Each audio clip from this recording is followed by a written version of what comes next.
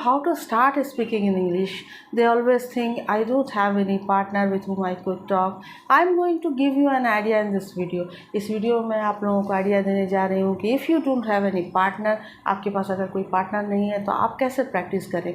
तो आपने जितने भी लेसन पढ़ रखे हैं उसको हर रोज़ आपको खुद से ही प्रैक्टिस करना है। You have to talk with your self where ever you are, what ever you are doing, जहाँ कहीं भी हो, जो कुछ भी आप कर रहे हो, अपने आप के साथ जो है आप लोगों को बात करने की प्रैक्टिस करनी होगी, तभी आप लोग स्पीकिंग सीख सकते हो। या कोई भी सीख सकता है, बगैर प्रैक्टिस के कोई भी नहीं सीख सकता है।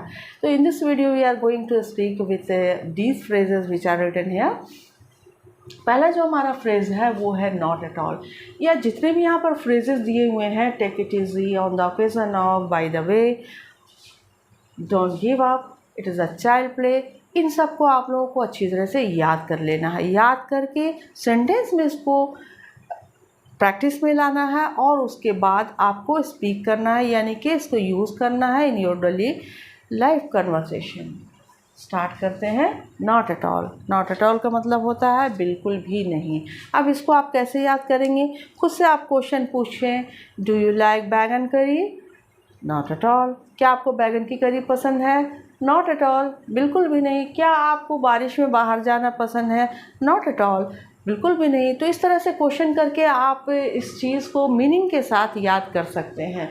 नॉट एट ऑल मतलब बिल्कुल भी नहीं। I am not at all happy to see you, मैं तुम्हें देखकर बिल्कुल भी खुश नहीं हूँ। Not at all.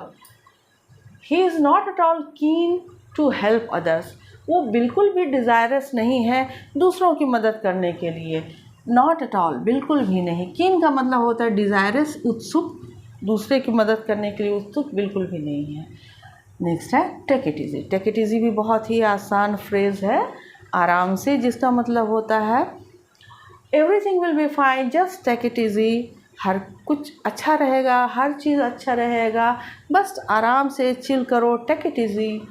नेक्स्ट है take it easy my child, I will handle your problem. I will handle your problem. तो take it easy my child, आराम से मेरे बच्चे, मैं तुम्हारे प्रॉब्लम को हैंडल करूँगा या करूँगी। नेक्स्ट है on the occasion of. On the occasion of का यूज़ आप लोग अगर पेरेंट्स हैं तो अपने बच्चों के नोटिस उठा करके देख लीजिए, स्कूल की नोटिस उठा कर देख लीजिए, या आप अपने आपके छोटे भाई बहन स्कूल जाते हैं तो उसके नोटिस उठा करके देख लीजिए। उसमें इस चीज़ का बहुत यूज़ किया हुआ रहता है। जैसे अगर स्कूल बंद है किसी अवसर पर, दिवाली के अवसर पर या होली के अवसर पर, तो इस फ्रेज़ का यूज़ किया जाता है। The school will remain close on the occasion of Deepawali, on the occasion of Rakshabandhan, बहुत ज़्यादा यूज़ किया जाता है। तो ऑन द ओकेज़न ऑफ का मतलब होता है के अवसर पर। Women get ready and wear so many ornaments on the occasion of करवा चौथ। Women get ready and wear so many ornaments। औरतें जो है बहुत अच्छे से तैयार होती हैं और बहुत सारे जेवरात पहनती हैं ऑन द के ओकेज़न ऑफ करवा चौथ, करवा चौथ के ओकेज़न पर।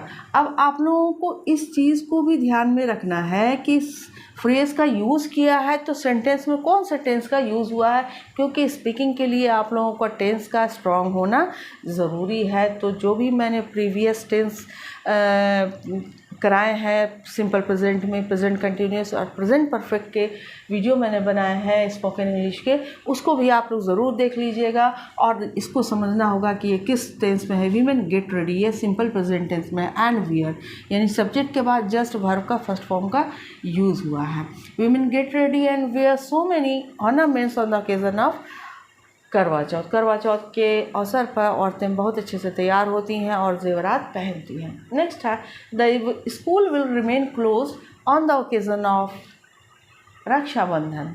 स्कूल जो है रक्षाबंधन के अवसर पर बंद रहेगा। तो ये तो याद करने का और आसान तरीका है।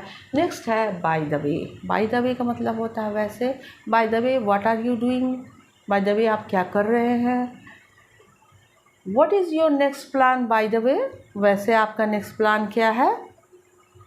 By the way, have you seen my wallet anywhere, वैसे आपने मेरा वॉलेट कहीं देखा है। इसमें यूज़ हुआ है कौन से टेंस का, पिछला वीडियो देखकर आप खुद से इसको पता लगाइए कि कौन सा टेंस का यूज़ हुआ है। 2 चीज़ करना है आप लोगों को, टेंस को मजबूत करना है और साथ में फ्रेजेस को भी याद करना है। याद करने के बाद उसको अपने प्रैक्टिस में लाना है। It means you have to talk with your self using these phrase in your sentences. Don't give up. Don't give up का मतलब होता है हार मत मानो। You are a laborious student, don't give up so soon. तुम एक laborious student हो, एक इस मेहनती स्टूडेंट हो, इतनी जल्दी हार मत मानो। You can use these type of sentences in your daily life conversation. Don't give up. Continue your work. हार मत मानो, अपना काम जारी रखो। Don't give up. Continue your work. और ये जो भी sentences आप देख रहे हैं या पढ़ रहे हैं, इसको आपको यूज़ करना होगा, तभी आप बोलना सीख पाएंगे। Otherwise it is not possible to speak in English. Next है it is a child play. इसका मतलब होता है ये बच्चों का खेल है। I can do it, it is a child play for me. मैं इसे कर सकता हूँ, ये तो मेरे लिए बच्चों का खेल है। जैसे आपसे भी अगर कुछ कहा जाए कि भाई आपको कार ड्राइव करना आता है, तो yes of course it is a child play for मी, ये तो मेरे लिए बच्चों का खेल है। Can you drive a car? Of course it is a child play for मी। क्या तुम कार ड्राइव कर सकते हो?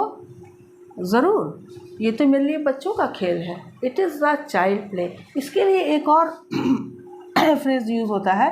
It is a child play की जगह पर आप अ पीस ऑफ केक भी कह सकते हैं। Of course it is a piece of cake for me. दोनों का मीनिंग सेम है, यानी कि ये बच्चों का खेल है। तो मिलते हैं हम लोग नेक्स्ट वीडियो में, तब तक के लिए गुड बाय, गुड लक।